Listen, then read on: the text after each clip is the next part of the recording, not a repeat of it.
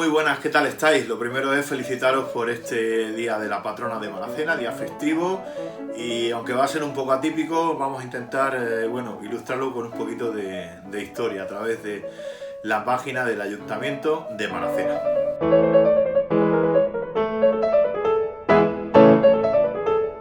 Tal y como habíamos avanzado en nuestro último episodio, en nuestro último capítulo de la historia de Maracena, íbamos a hablar de el rey de Aragón, Alfonso I el Batallador, y su presencia aquí en la Maracena musulmana desde el siglo VIII hasta prácticamente el siglo XV. Y efectivamente ese va a ser nuestro siguiente capítulo de la historia de Maracena, pero hoy nos vamos a dedicar, ya que es un día festivo, es el día de la patrona, precisamente a la historia de la patrona, de la Virgen de los Dolores en Maracena, y del monumento más interesante que tenemos en nuestra localidad, que es nuestra iglesia, que data del siglo XVI. Bueno, la iglesia comienza a edificarse en 1535, 43 años después de la llegada de los Reyes Católicos a Granada. Se llama desde el primer momento Iglesia de la Anunciación. Es bastante probable que se realizara sobre el solar de la antigua mezquita de Maracena, ya que está muy atestiguado que tanto en Maracena como en el resto de poblaciones del entorno había una mezquita y una torre de defensa. En concreto, la de Maracena y la torre, tanto la mezquita como la torre, están atestiguadas por las obras de Ibn al-Jatib en su hijata del siglo XIV. Durante los primeros años del siglo XVI, prácticamente inmediata a la conquista de Granada por parte de los Reyes Católicos, la población es eminentemente musulmana en prácticamente todas las poblaciones del Reino de Granada. Es muy pequeña la cantidad de cristianos que llegan, por lo tanto no se hace necesaria la construcción de iglesias, sobre todo en las poblaciones más pequeñas, no tanto en la capital. En Maracena tenemos un ejemplo que es el testamento de un morisco, Alonso Alaviat, así se llamaba este hombre. ¿Por qué nombre de bautismo castellano y apellido morisco? Pues porque seguramente estaba bautizado, se le puso un nombre de bautismo castellano, pero seguía manteniendo su apellido musulmán.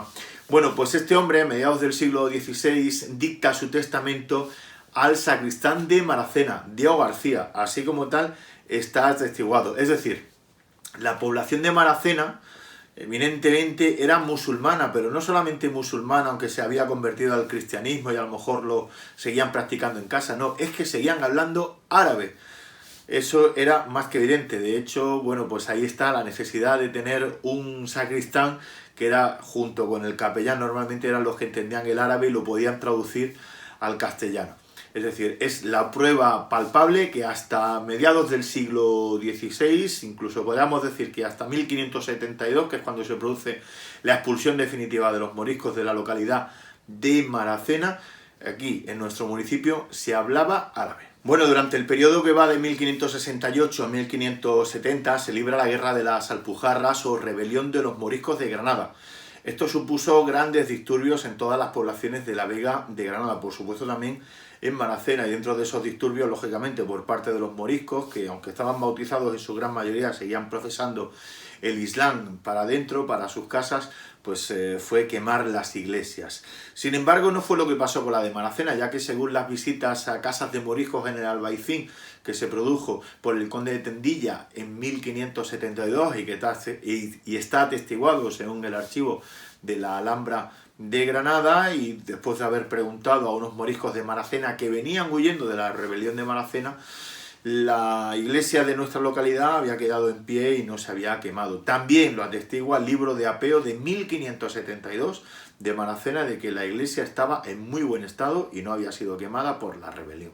Total, que en 1535, como decimos, comienza la edificación de la iglesia, no sufre ningún tipo de desperfecto durante la rebelión de los moriscos de 1568 a 1570 y se erige, como decimos, con una nave central y rectangular, la que hoy en día es la nave central de la iglesia de Maracena. Posteriormente, a mediados del siglo XVII, se erigen el sagrario, el camarín de la Virgen y también el campanario. A finales del siglo XVIII sufre su transformación definitiva, ya que se le añaden las dos naves laterales y le da la configuración arquitectónica que hoy en día, bueno, pues tiene la iglesia de Maracena. También a finales del siglo XVIII se decide trasladar el cementerio que estaba en el subsuelo de la iglesia a un lateral, y de ahí pasó en 1834 a la actual ubicación. Estamos hablando del cementerio. Sin embargo, del mismo ya hablaremos más adelante en otro capítulo de la historia de Maracena. Esa ampliación de finales del siglo XVIII de la iglesia de nuestro municipio corrió a cargo de un arquitecto gallego, Domingo de Lois, que fue el mismo que planificó la iglesia de Santa María de Montefrío. Y la última y definitiva transformación tuvo lugar a finales del siglo XIX, y fue algo tan baladí como el colocar un reloj en su campanario. Fue a finales del siglo XIX, prácticamente en 1898, 1899, cuando se compra en una tienda especializada de relojes de Andújar un reloj enorme para el campanario. Para ello el ayuntamiento decide cegar uno de los vanos del campanario, y ahí es donde se ubica esa maquinaria, el reloj. Un reloj de cuerda y con, lógicamente, unos péndulos. Los péndulos todavía se pueden comprobar y se pueden ver, aquí lo estáis viendo en estas fotografías que tenemos, en las escaleras del campanario. Incluso están todavía los agujeros por donde colgaban las cuerdas que sujetaban dichos pesos.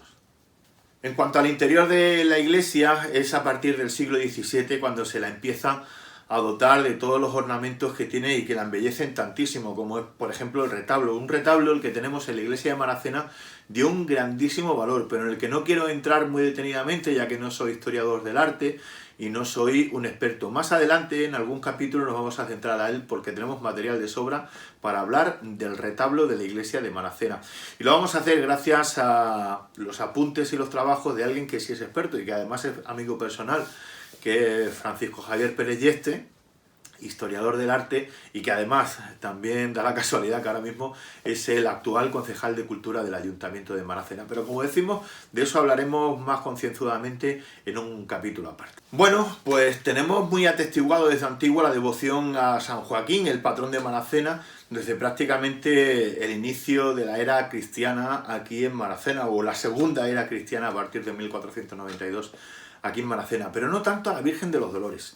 Tenemos documentos, tanto civiles como religiosos, que atestiguan la devoción a diversas figuras marianas aquí en nuestra localidad, especialmente a la Purísima, cuya celebración tiene lugar durante el mes de febrero, conocida en Maracena como la Purísima. Esa celebración se llevó a cabo en Maracena prácticamente desde los inicios de la era cristiana hasta mediados del siglo XX, en la que, por desgracia, las costumbres de celebración de la Candelaria y de la Purísima fueron desapareciendo. También aparece, sobre todo a mediados, el primer cuarto hasta mediados del siglo XVIII, la devoción a la Virgen del Rosario. De ella también hablaremos muy detenidamente en un capítulo muy especial de la historia de Maracena, porque está ligada a la llegada de un personaje, Pedro Pascasio de Baños, aquí a nuestro municipio. Bueno, ¿y cómo surge la devoción a la Virgen de los Dolores en Maracena? Bueno, pues parece ser, y todo coincide, con la llegada de la imagen a nuestro municipio allá por el año 1819.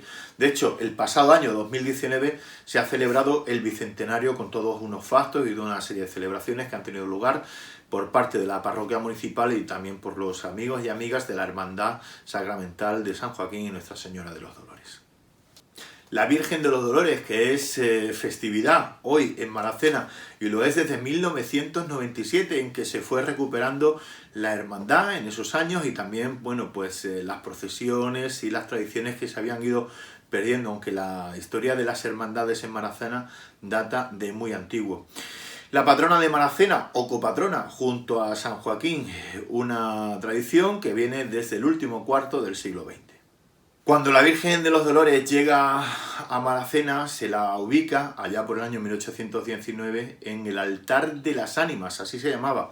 Hoy en día es donde está ubicado nuestro Señor, nuestro Padre Jesús Nazareno. Es un nazareno que hay muy bonito, pues entrando a mano derecha, y es donde lo podrán ustedes ver si entran a la iglesia de Maracena. Y es a partir de 1945 cuando la Virgen de los Dolores pasa al camarín de la Virgen, que se encuentra justo en uno de los laterales que da a la Plaza de la Constitución del templo maracenero. Vamos con la descripción de la imagen de la Virgen de los Dolores. Se trata de una dolorosa de candelero. No se sabe bien su autor, pero los especialistas señalan que podría atribuirse a la escuela de los Mora, una saga de escultores muy relevantes del barroco andaluz. Es un ejemplo muy claro del prototipo de dolorosa granadina de esta escuela: baja mirada, cabeza agachada y manos entrelazadas. Su estética es decimonónica, con el manto de forma triangular. Luce su terno negro bordado de salida y sobre su cabeza la corona de salida de plata de ley sobre dorada. Además, en su peto lució algunas de las principales joyas de su patrimonio. La iglesia se encuentra en su camarín, donde se pueden contemplar a lo largo del año en diferentes vestimentas acordes con los tiempos litúrgicos. Bueno, pues esta es la historia de la Virgen de los Dolores, la historia también de la iglesia de Maracena.